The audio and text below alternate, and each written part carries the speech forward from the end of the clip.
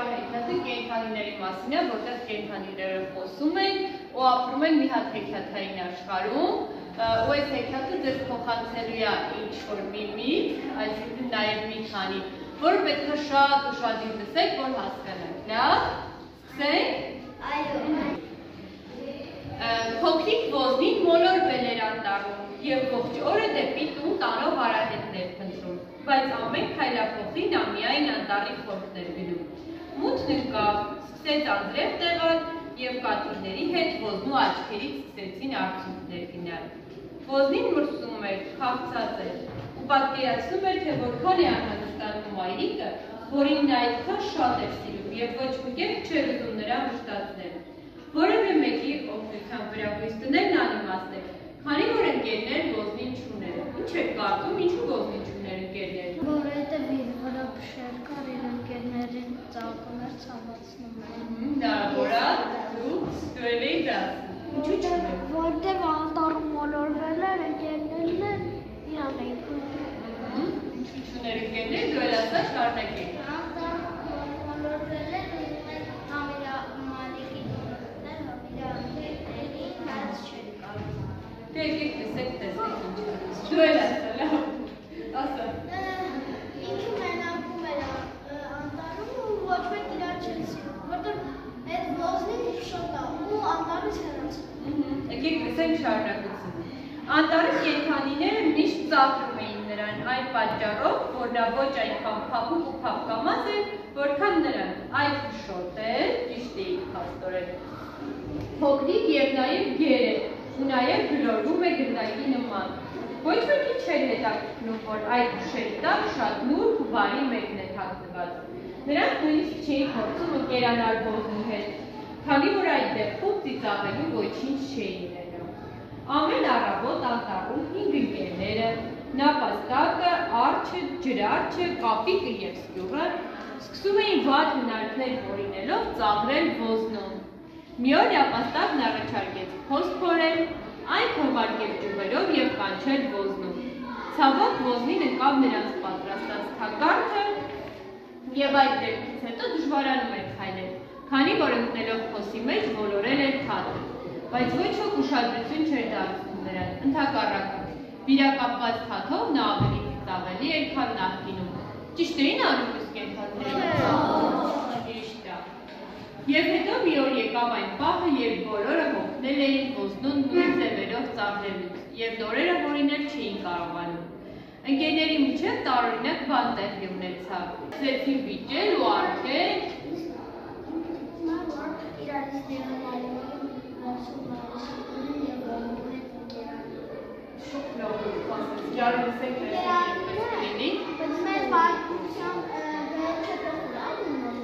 Ինչ ես կարծում, ուրա լինեմ, թե ուրա։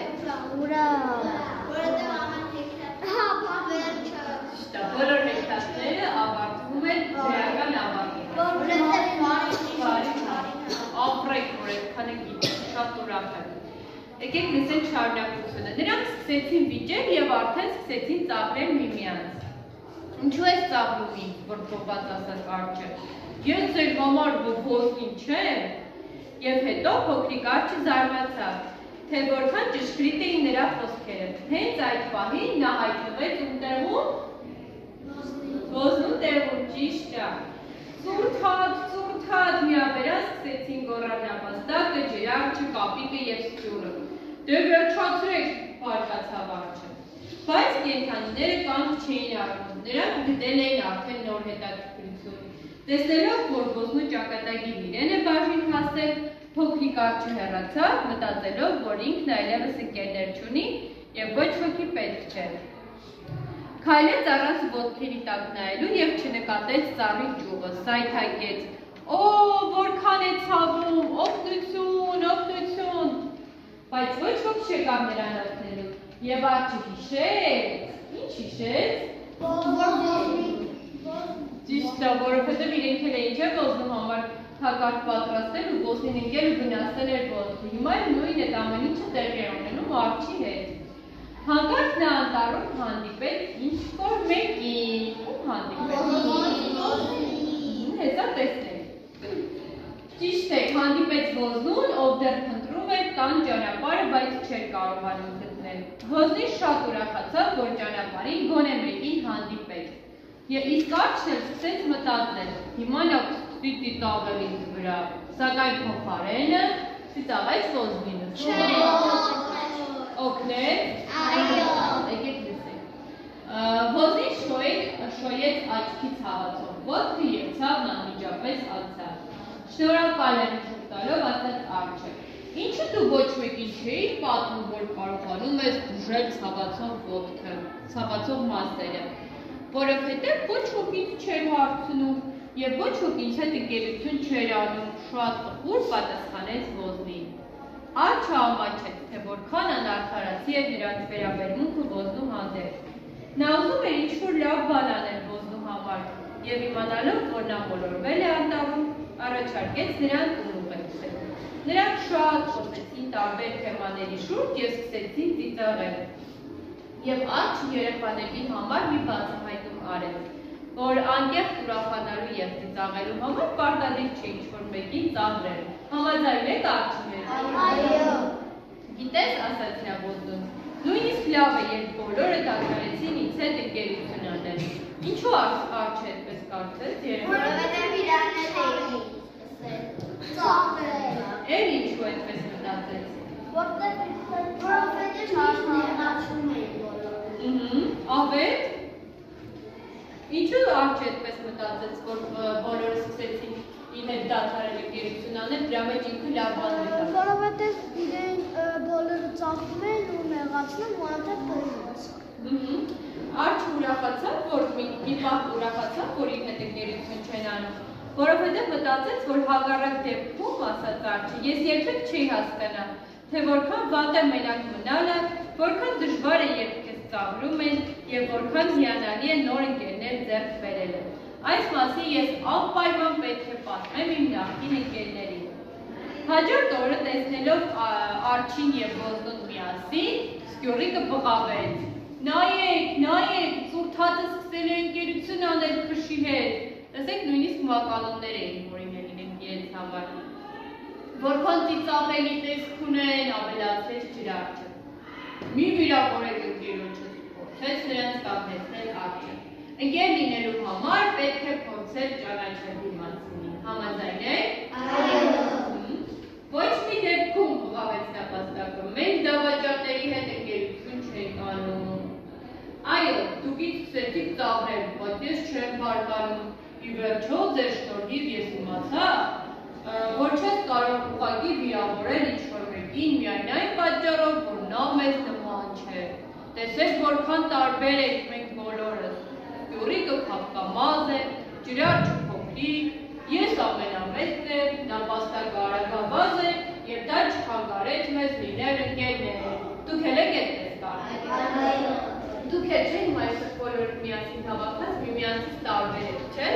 Եվ արտաքին օրինակ դու ունես կանաչ աչքեր, մյուսը ունի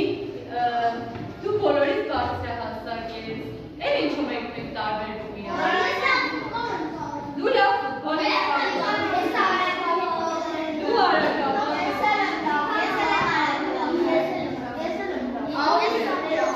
Ես արագ եմ։ Համեք ես եմ աղնոց դնում դու մենակ ես։ Ասա գոհատ։ Ես տան նոսի վրա օպրես, այսինքն և արտակուստ ենք մենք տարբերվում միմյանցից և բնավորության որոշակի գծերով, բայց այդ ձեզ չի հակարում, չէ, որ դուք բոլորը լինեք ընկերներ։ Դե բավական է հավեց կապիկը, եկեք գնանք փուչուների վրա փուչել գցելու։ Նրանք այդպես էլ չհասկացան, հարցրեց արջը։ Ոզնին հանգստացրեց նրան ասելով, որ ժամանակ կանցնի և ամեն բան կհասկանան։ Ինչ եք կարծում, կհասկանային։ Ովքեր ժամանակը։ Ով ասեց ոչ։ Դու չեն հասկանա։ Այ տեսնենք ինչ ա լինելու հետո։ Կհասկանան, անպայման կհասկանան։ Տեսնենք։ Մինչ ջրարջը կապիկը Սկյուռը հետապնդում էին փուչուներին, նապաստակը երեխաներ պատահաբար խրվեց ու մնաց ծառի ճեղքում։ Երբ Սկյուռը տեսավ, որ նա փորձում է դուրս գալ և չի կարողանում, սկսեց ծիծաղել։ Հիմա արդեն նապաստակի վրա են ծիծաղում, ինչպես հասկացաք։ Օ, միայն տեսնեք, թե որքան հիմար ու անզգուշ է մեր նապաստակը։ Հեչ է ծիծաղելի չէ, ավելի լավ է ինձ օգնես դուրս գամ, թե չէ աղվեսը կգա ու ինձ ուտի, խնդրեց նապաստակը։ Ես կօգնեմ, բայց ինչ կտաս ինձ դրա համար, ասաց Գյուրը։ Այս ինչա, չնշանակում է շահալիկական պայմանական է։ Որը երանան իրար։ Նապաստակից Գյուրը, բայց իրենք ընկերներ էին, չէ։ Ընկերներ էին, բայց Գյուրը չի օգնում նապաստակին, տեսնեք ինչ հարիք նապաստակի ճակատագիրը։ Ես ոչինչ չունեմ, ասաց նապաստակը։ Այ երբ ունենաս, ինձ ինչ-որ բան տալու, այն ժամանակ էլ կկանչես, ասաց Գյուրն ու ուրախ վազեց ճանապարհի երկայնքով։ Ճիշտ արեց Գյուրը, որ իր ընկերը։ Այս ժամանակ արդեն Ոզնին ոչ թե հետո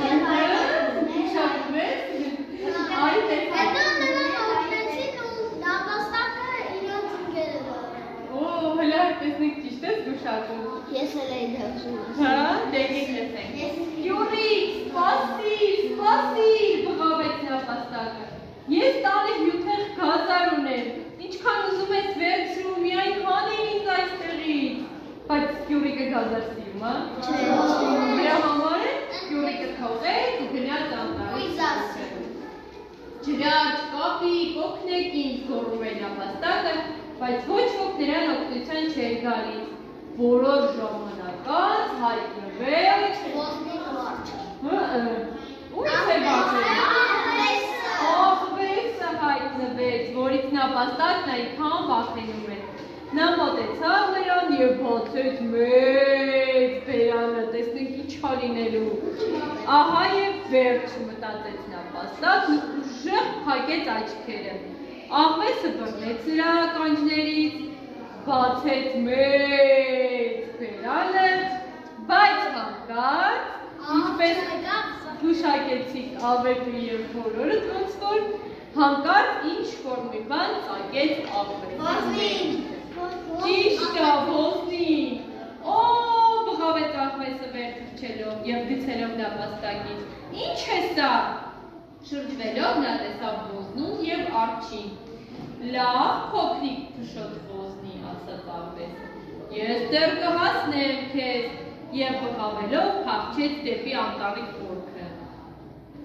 Արջը օգնեց Արջը և Ոզնին օգնեցին նապաստակին, որ նա դուրս գա ծառի ճեղքից։ Դու ճիշտ ես, դու էլ։ Դուք փրկեցիք իմ կյանքը։ Ինչ կարող եմ անել ձեզ համար հարցրեց նապաստակը։ Ինչ կասեին երեխեք Արջին։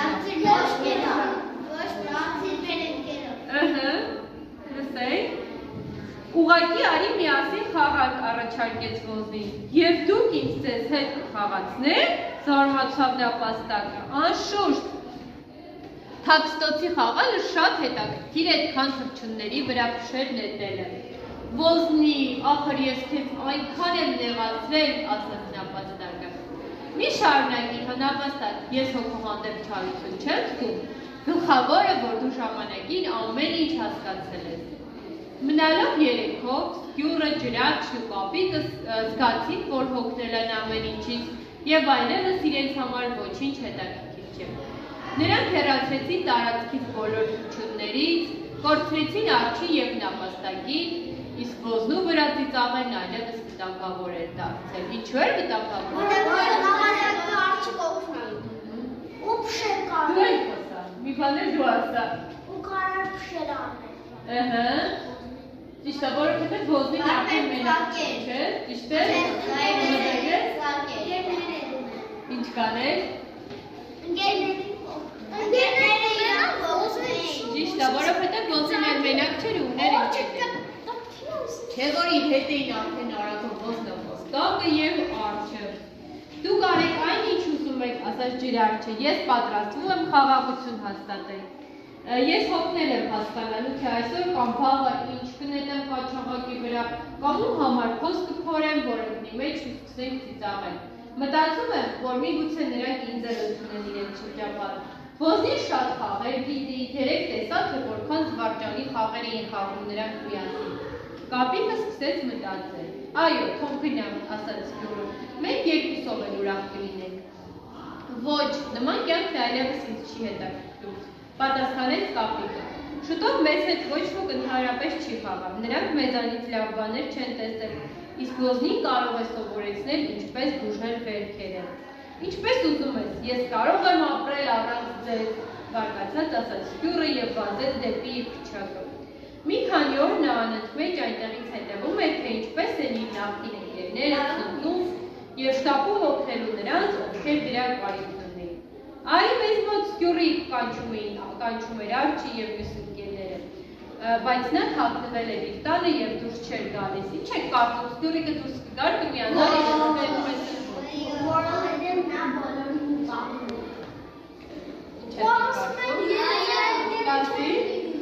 Հիմա որ Գյուրիկը այնքան ատխրելու որ ընկերներ չունի, ինքն էլ է միանալու, հետո հասկանալու է, որ եսը պետք է միանամ ու միանալու է։ Ահա, դու էլ ասա, ինչ բան ես դուրս կգա։ Այո, դուրս կգա, որովհետև միայն պապիրա ընկերներ։ Ու միայնակ գնալ։ Ու կհասկանա, թե ընկերների ինչ խաղալ։ Եկեք դուրսեք շարք։ Մեկ հոգով չի խաղալ։ Օպրես դու։ Մի քանի օր անց Գյուրը վերջապես հասկացավ, թե որքան տխուր ու ձանձրալի է մենակ մնալը։ Ինչ ու մտածեց երեխեք, ինչպես ապրեց ոզնին այս ամբողջ ընթացքում։ Ու այս մտքով էլ իջավ ծառից։ Իջավ ծառից ու միացավ մյուսներին, իսկ մյուսներն էլ իհարկե գրկաբաց ընդունեցին Գյուրին։ Ահա այսպես անտառում ձևավորվեց ընկերական փրկարարների մի խումբ, ովքեր առանց երկար բարակ մտածելու շտապում էին օգնության հասնել դժվարության մեջ գտնվողներին։ Ոզնին ընկերների սովորեցնում էր բուժել վերքերը, խաղալ տարբեր հետաքրքիր խաղեր և պատմում էր բազմաթիվ զվարճալի պատմություններ։ Նրանք երկար տարիներ ընկերություն արեցին, քանի որ այս թվում յուրաքանչյուրն իր ուրույն տեղ ուներ։ Բոլորը գիտեին, որ միշտ կարող են հույս դնել իրենց ընկերոջ վրա, և վերջապես յուրաքանչյուրն ընդունեց դիմացինին այնպիսին, ինչպիսին որ կա։ Ու վերջում իրենք սկսեցին մտածել։ Մեր մեջ ապրում են այնպիսի ոզնիներ, Գյուրեր, Արջի քոթոթներ և այլ կենդանիներ, և մենք ինքներս կարող ենք հայտնվել նրանց տեղում։ Ուրեմն ինչ պետք է անենք։ Ընկերանանք ու ընդունենք դիմացինին հենց այնպիսին, ինչպիսին որ կա։ Համաձայն եք։